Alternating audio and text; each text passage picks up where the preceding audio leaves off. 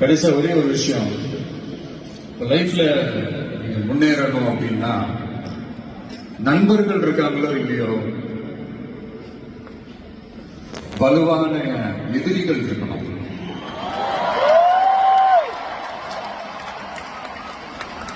சும்மா வர்றவங்க போறவங்க எல்லாம் எழுதிட்டு இருக்க முடியாது இல்லையா? வலுவா இருக்கிறவங்கள தான் எதிர்க்க முடியும். அப்பதானே நாம ஜெயிக்கிற அளவுக்கு வலிமையா இருக்கோம்னு அர்த்தம். இப்ப ரீசெண்டா நம்மளை பத்தி ஒரு பேச்சு ஒண்ணு ஓடிட்டு இருக்கு.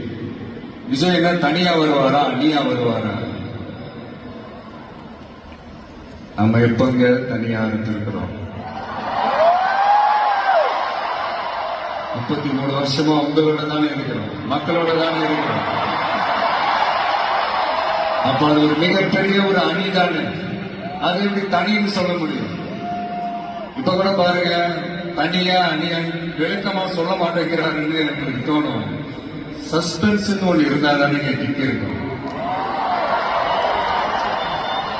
இதெல்லாம் கைத்தட்டலுக்காக நான் சொல்லல, மனசுல இருந்து பேசுறேன், மக்களுக்காக பேசுறேன். மக்களுக்காக பேசுறதோட மட்டும் நிப்பாட்டிடக்கூடாது, அதை செய்யணும். எல்லாத்தையும் விட முக்கியம் செய்யறத தான் சொல்லணும். So 2026 itself.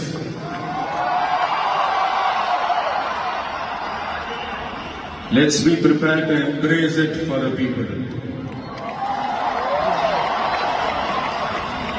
Thank you, Malaysia. Thank you once again.